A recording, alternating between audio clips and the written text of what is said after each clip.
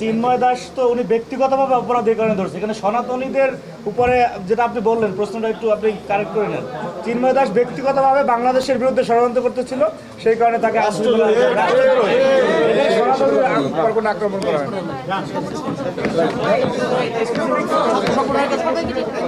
ভাই আপনারা প্রশ্ন করেন ছাত্র সংগঠন এখানে ছাত্র জাতীয়তাবাদী ছাত্র দল বা ইসলামী ছাত্র শিবির বা হচ্ছে বাংলাদেশ ছাত্র সমাজ।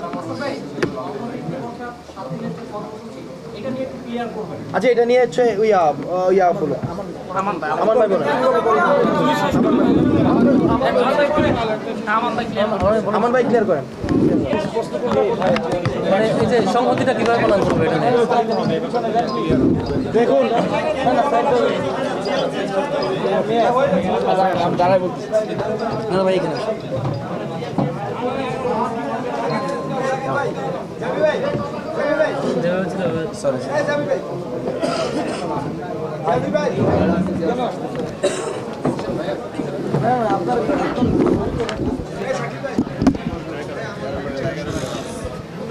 দেখুন 5ই আগস্টের যে খুনি হাসিনা, ইতিহাসের নিকৃষ্টতম স্বৈরশাসক খুনি হাসিনা যে পালিয়ে গিয়েছে, সেখানে বাংলাদেশে গণতন্ত্রকামী সকল ছাত্র সংগঠন বৈষম্যবিরোধী ছাত্র আন্দোলনের ব্যানারে যে আন্দোলন করেছিল, সেই ছাত্র সংগঠনগুলি মনে করতেছে যে এই মুহূর্তে হাসিনা পালিয়ে যাওয়ার পরে তার দোসর এবং চালাচুবান্ডাদের মাধ্যমে বাংলাদেশে যে আরেকটি ওআইসিসির পরিস্থিতি তৈরি করার গভীর ষড়যন্ত্র চলতেছে, সেই মুহূর্তে এই ছাত্র সংগঠনগুলি মনে করছে যে না, এই মুহূর্তে আমাদেরকে আবারও বসা দরকার, এবং সেই প্রক্রিয়ার ধারাবাহিকতা আজকে আমরা এখানে বসেছি। বৈষম্যবিরোধী ছাত্র আন্দোলনের সমন্বয়ক সহ কেন্দ্রীয় নেতৃবৃন্দ এবং 19টি ছাত্র সংগঠন এখানে আছে।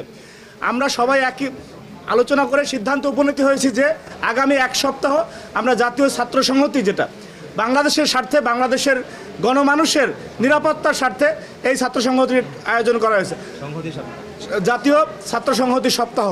তো আমাদের যেটা হাসান আবদুল্লাহ বললেন, যারা এই যে গত 2-3 দিনে যে ঘটনাগুলো ঘটেছে, এই প্রজন্মই কিন্তু খুনি হাসিনার ভয়াবহ ফ্যাসিজমের বিরুদ্ধে বুক লড়াই করেছে, বুক চিতিয়ে।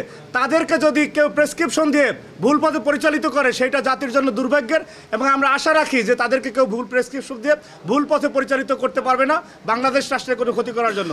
সেই বিষয়টিকে সতর্কতা হিসাবে এবং তাদের ভিতরে যাতে এই চেতনা কেউ জাগ্রত করতে না পারে, সেই বিষয়টি আমরা প্রচারের অংশ হিসাবে এই সপ্তাহের আয়োজন করা হয়েছে। এবং এখানে প্রত্যেকটি ছাত্র সংগঠন তার স্ব ব্যানারে শিক্ষা প্রতিষ্ঠানগুলিতে যাবে এবং এই সপ্তাহটি আমরা পালন করব। আমরা বিশ্বাস করি যে আমাদের ভিতরে যে একটি জাতীয় ঐক্য তৈরি হয়েছিল, এবং এই খুনিদের বিচার না হওয়া পর্যন্ত এবং বাংলাদেশের স্বার্থে এই ঐক্য আজীবন অটুট থাকবে।